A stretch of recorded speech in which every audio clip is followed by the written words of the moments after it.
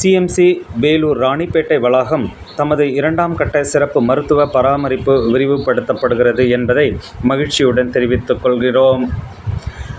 குழந்தை மருத்துவ super speciality மையத்திற்கான அடிக்கல் நாட்டு விழாவானது சிஎம்சி வேலூரின் 125வது ஆண்டுகால விரிவான சுகாதார பணி மற்றும் நோயாளி பராமரிப்பில் குறிப்பிடத்தக்க மைல்கல் ஆகும்.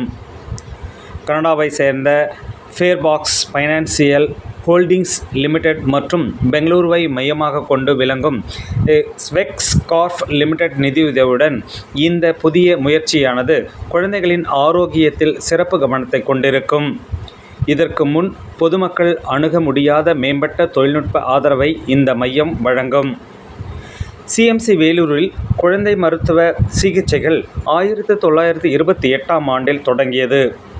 எமது நிறுவனர் டாக்டர் ஐடா சோஃபியா ஸ்கடர் ஆதரவற்ற குழந்தைகளுக்கான புகலிடமாக ஏலன் ஸ்கிரிப்ஸ் குழந்தைகள் மருத்துவமனை ஜி வார்டினை நிறுவினார். 1940ஆம் ஆண்டில் சிஎம்சி வேலூர் குழந்தைகளுக்கான புறநோயாளிகள் கிளினிக் அறிமுகப்படுத்தப்பட்டது.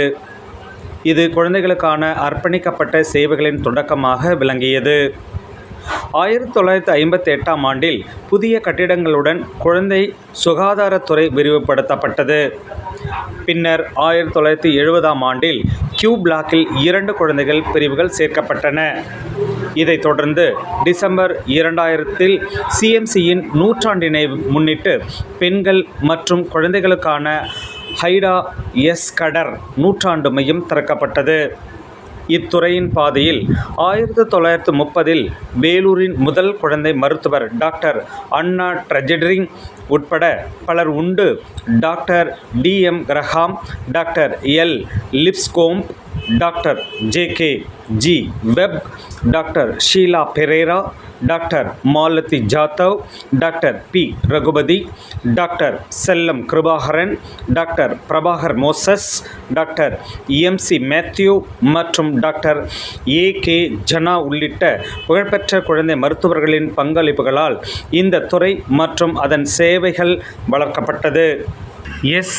துரைராஜ், தினக்குரல், மாவட்ட செய்தியாளர், வேலூர்.